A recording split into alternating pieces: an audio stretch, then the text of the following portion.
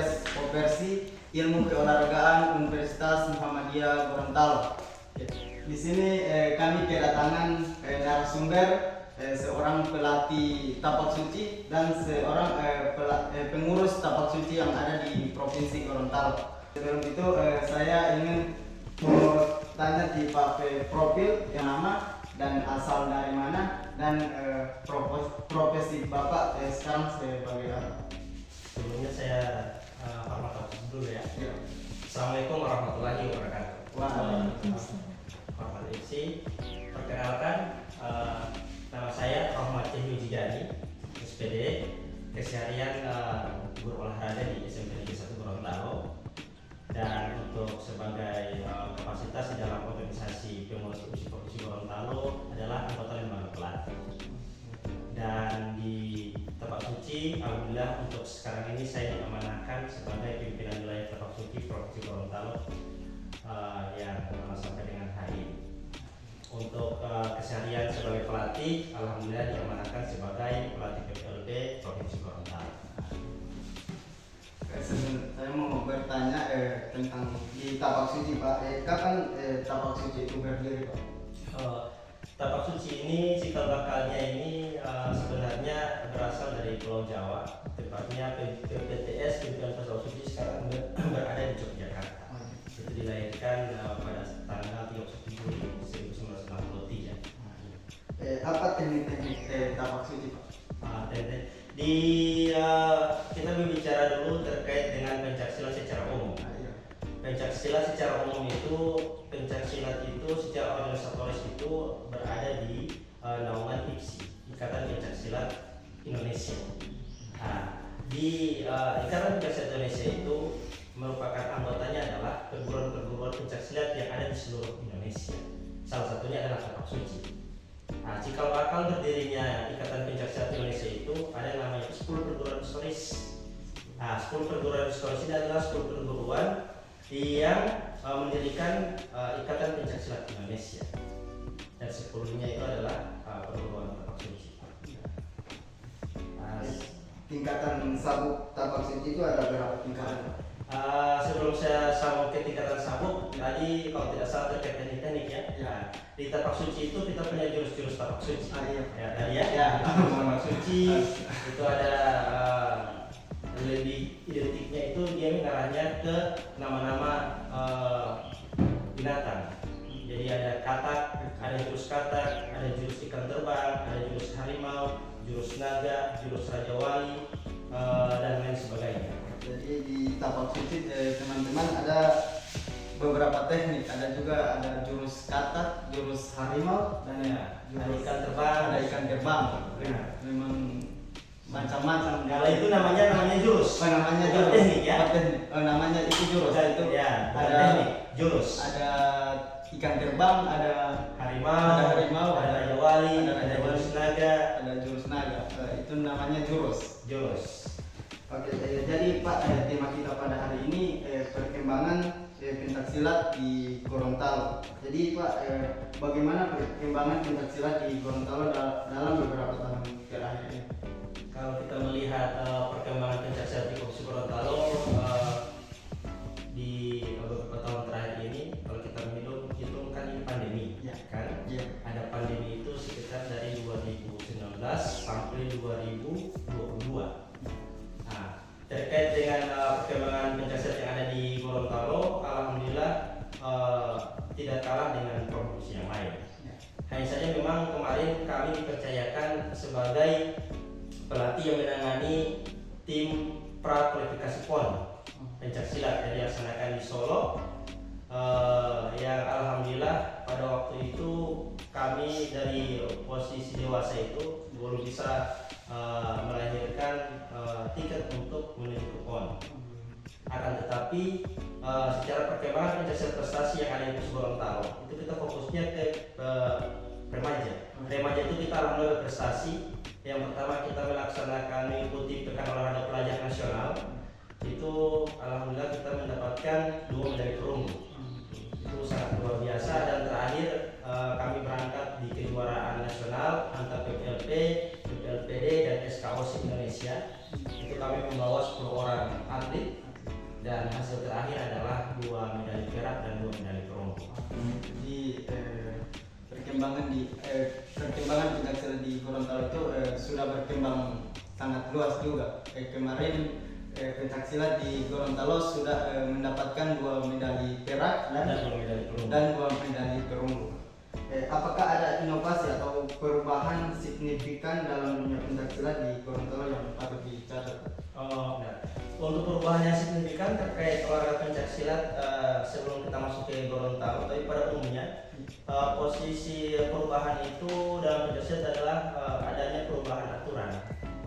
Kalau dulu di pencaksilat aturannya itu pada dulu itu tidak bisa kita saling menarik lawan, mencengkram lawan sambil memukul, sambil menendang, langsung posisi groin menangkap kaki dan menjatuhkan, itu tidak bisa.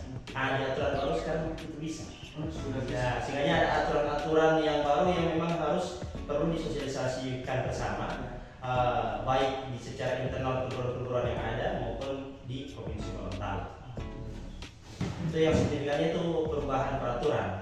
Dan alhamdulillah melalui pengurus Ikatan Pencaksilat Provinsi Gorontalo yang sekarang ini, yang ketuanya adalah Pak Halid Tanahu SH, yang beliau sekarang jabatannya sebagai Ketua Dewan DPR Prowe Kabupaten Mulamo, dan Sekretaris Umumnya itu Pak Eki Punu SME. Beliau sekarang sebagai Kepala Balai Guru Penggerak Provinsi Gorontalo, melaksanakan pelatihan dan penataran pelatih dan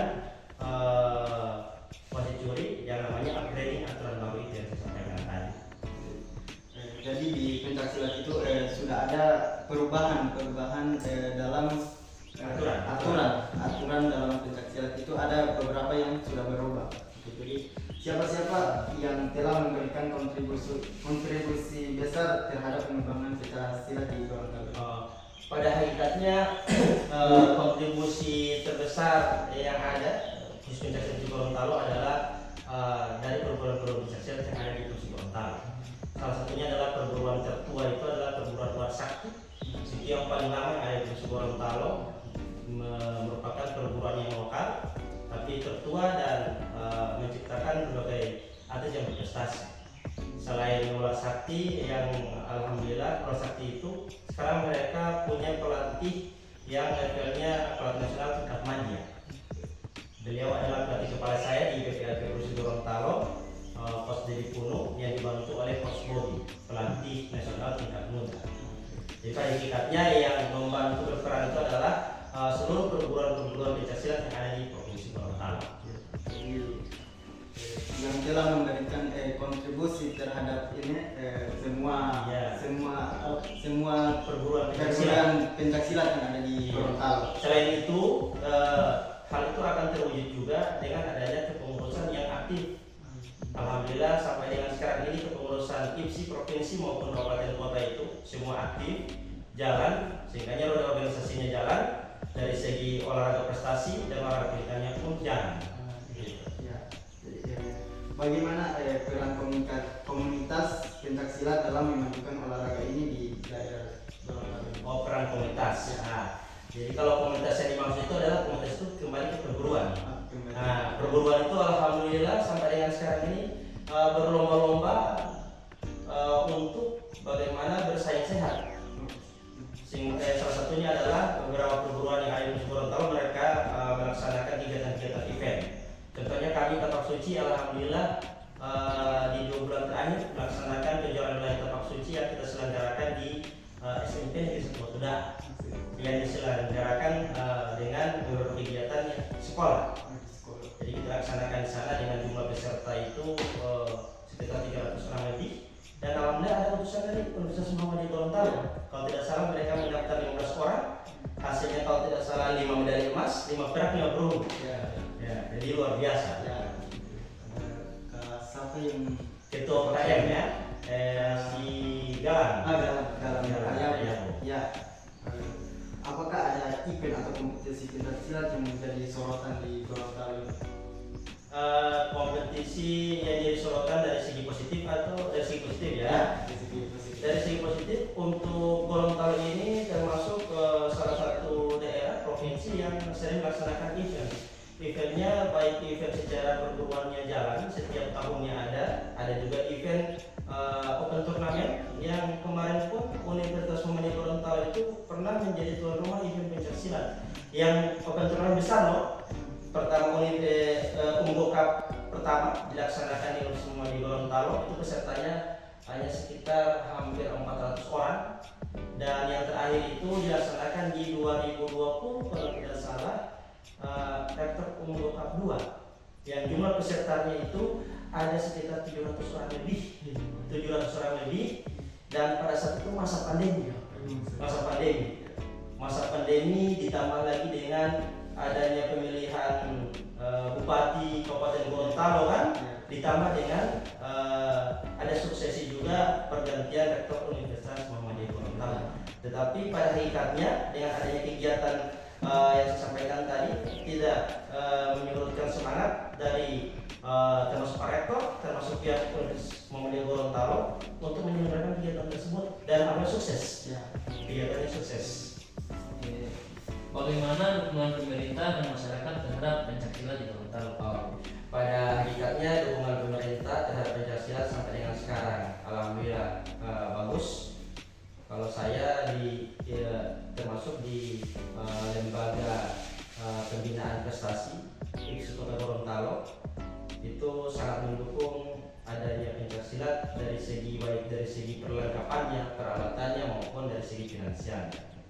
Kalau secara provinsinya alhamdulillah ada namanya KONI kan, Komite Olahraga Nasional Indonesia Provinsi Gorontalo, itu mendukung penuh setiap kegiatan-kegiatan pencaksilat.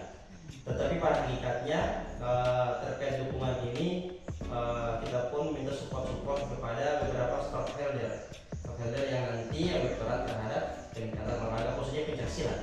Kenapa demikian? Karena pencaksilatnya kan olahraga budaya bangsa, kan?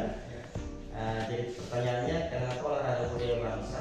Kita tidak mencintai olahraga budaya bangsa, lebih fokusnya ke olahraga yang bukan budaya bangsa, yang dari luar, kira-kira begitu, tanpa menjalimi dari olahraga yang lain. Jadi baik di sini pemerintah dan masyarakat sangat mendukung. Ya baik. Apakah terdapat upaya untuk melestarikan nilai budaya lokal melalui praktik pencaksilat di Gorontalo? Alhamdulillah untuk upaya-upaya ini banyak upaya yang dilaksanakan. Salah satunya contoh dari segi budayanya itu pencaksilat sekarang sering dipertunjukkan, dipertontonkan untuk namanya memasyarakatkan olahraga pencaksilat di masyarakat umum. Adapun namanya pencaksilat ini pada akhirnya kita harus mengetahui ternyata di pencaksilat ada 4 aspek. Ada 4 aspek di pencaksilat yang memang harus yang terdapat di dalam intisarinya. Yang pertama adalah pencaksilat ditinjau dari segi aspek olahraganya. Kalau olahraga berarti ada prestasinya, ada olahraga pendidikan dan lain sebagainya, kan? Yang kedua ada olahraga ditinjau dari segi bela dirinya. Jadi orang melatih pencaksilat dia fokus untuk bela diri. Bagaimana dia membela dirinya pada saat di luar sana. Di luar sana kan kita tidak tahu banyak. Kalau di Jawa banyak begal. Kalau di Gorontalo alhamdulillah masih daerah aman kan? Jadi untuk membela diri. Yang ketiga adalah olahraga pencaksilat ditinjau dari segi aspek seni. Seni inilah yang sering orang mengatakan pencaksilat itu hanya tari menari kan? Ternyata mereka tidak tahu bahwa dengan seni ini kita akan melestarikan budaya bangsa dengan cinta kepada olahraga pencaksilat. Yang terakhir, aspek yang terakhir adalah aspek spiritual. Spiritual itu tanpa disentuh orang bisa jatuh, hanya di main mata dia jatuh cinta. Kira-kira gitu ya. Ya, kalau spiritual dia masuknya ke tenaga dalam. Jadi itu aspek pencaksilat yang memang harus dikuasai oleh para pesilat. Ya, beda dengan cabang-cabang olahraga lain. Nah, Jadi pencaksilat sangat melestarikan nilai-nilai budaya. budaya bangsa benar, karena memang asli. Jadi memang harus kita himbau bersama di podcast ini. Pada kita cinta budaya asli Indonesia, yaitu pencaksilat. Bagaimana para pelatih dan atlet mencari peluang untuk meningkatkan prestasi dalam dunia pencaksilat? Salah satunya adalah kita melaksanakan satu tryout. untuk melihat peluang itu kita selain itu kita melaksanakan tryout-nya kemana, ke daerah-daerah yang memang kita sendiri bisa mengevaluasi bahwa ini lebih bagus daerahnya. Contoh di Pulau Jawa, tidak bisa dipungkiri bahwa pencaksilat tarikatnya di Pulau Jawa itu berkembang pesat, dan di Sumatera pun demikian. Maka salah satunya adalah kita melaksanakan tryout. Selain tryout, pelatih pun melakukan salah satu strategi. Ini kan posisinya karena kemarin kita sudah pasca pandemi, kita melaksanakan pun salah satu strategi dengan secara virtual. Banyak media yang bisa kita gunakan untuk menambah ilmu, menambah strategi bagaimana cara melakukan teknik yang bagus, taktik yang bagus dalam pencaksilat yang upayanya prestasi ke depan. Contoh ada YouTube kan? Ya. Nah, YouTube, ada TikTok, baru ada pun beberapa media yang lain, Facebook, yang kita bisa gunakan oleh pelatih untuk melihat referensi ini teknik yang cocok untuk atlet kita yang ke depan bisa digunakan atau tidak. Gitu. Ada sudah banyak cara untuk meningkatkan prestasi. Benar, banyak cara. Apakah ada kerjasama antara Gorontalo dengan daerah lain atau organisasi pencaksilat nasional? Kalau dari sisi kerjasama, alhamdulillah karena pencaksilat ini dari pusatnya itu kan sudah ada pengurus besarnya namanya PBIPSI, pengurus besar Ikatan Pencaksilat Indonesia, yang beranggotakan adalah pengurus provinsi IPSI yang ada di kalau tidak salah 37 ya, 37 provinsi sekarang atau 38 ya, 38 provinsi. Jadi untuk kerjasamanya secara internal, kalau yang ada di Provinsi Gorontalo itu pencaksilatnya termasuk contoh seperti saya di Kapasuci. Kami bekerja sama dengan pengurus provinsi membantu semua kegiatan-kegiatan yang menjadi program kerja pengurus Provinsi Gorontalo. Selain itu kita pun bekerja sama dengan pihak-pihak sekolah. Kenapa? Karena pencaksilat khususnya kami di Kapasuci itu kami lebih mengedepankan itu pembukaan ranting cabang latihan itu di Amal Usaha Muhammadiyah. Karena Amal Usaha Muhammadiyah contoh di kemarin sekarang sudah berkembang di Madrasah Ibtidaiyah Muhammadiyah Unggulan Kota Gorontalo. Di Bonobolango alhamdulillah sudah ada Madrasah Ibtidaiyah Al-Munawwarah Bonobolango.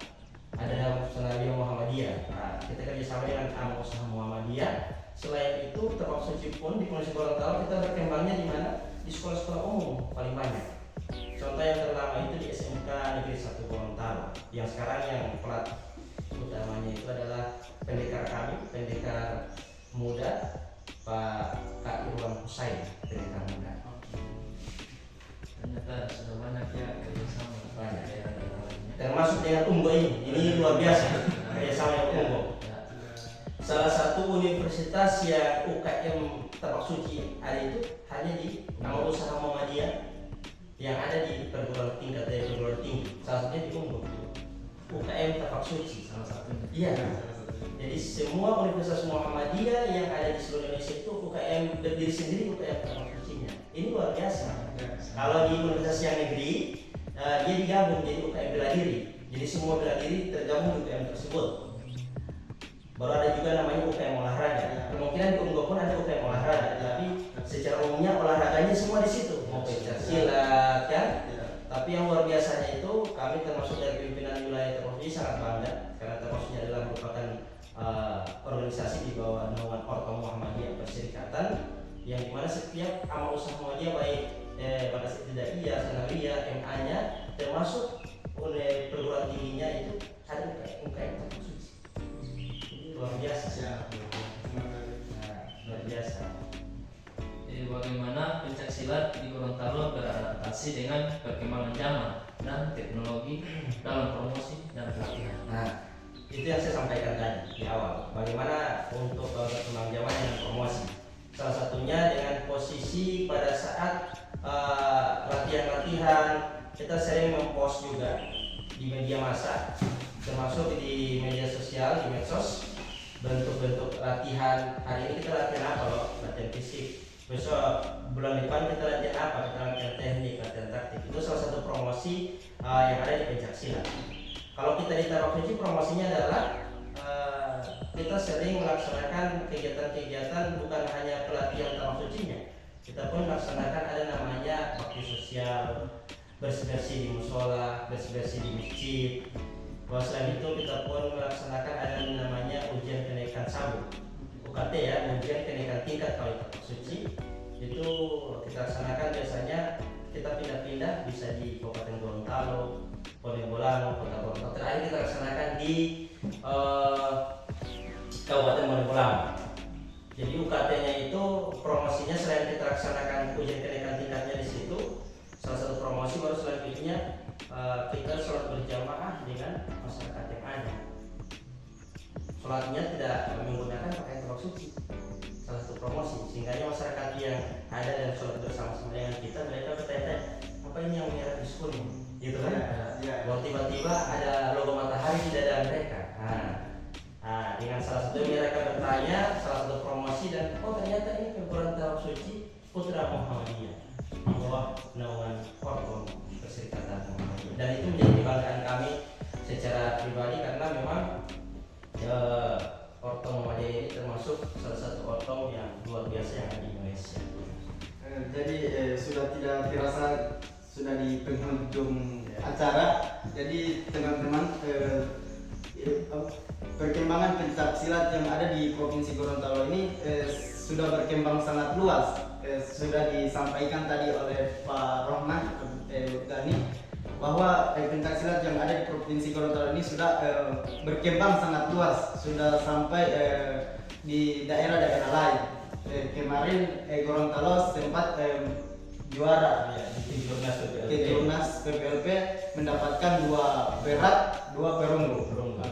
Jadi terima kasih Pak sudah membersamai bersama kami berdua untuk hadir di podcast Operasi Ilmu Keolahragaan Universitas Muhammadiyah Gorontalo. Kami mengucapkan terima kasih. Kalau saya bilang Ikor, bilang Pak Ikor hebat. Oke, mohon sebelum ditutup saya mau kasih closing statement dulu terakhir Iya. Closing statement ini penting. Biasanya di podcast kita harus ada closing statement Iya. untuk menambah semangat buat para penonton pemirsa nanti yang menonton podcast ini. Ya. Marilah sama-sama kita mencintai budaya bangsa, yaitu pencak silat. Mendingan mencintai budaya bangsa, maka kita merupakan warga negara yang baik. Dan untuk perguruan Tarok Suci, dengan motonya kami adalah dengan iman dan akhlak saya menjadi kuat, tanpa iman dan akhlak saya menjadi lemah. La haula wala quwwata illa billah. Dan insya Allah pencak silat yang ada di Gorontalo ke depan akan lebih bagus lagi, dan ke depan Universitas Muhammadiyah Gorontalo bisa menjadi salah satu basis untuk bagaimana berdiri pencak silat baik dari segi prestasinya di Provinsi Gorontalo. Terima kasih. Terima kasih Pak. Kami di Ikor Pak mempunyai slogan. Jika saya katakan Ikor, bilang Ikor hebat. Oke, sama-sama Pak. Ikor hebat. Oke, terima kasih.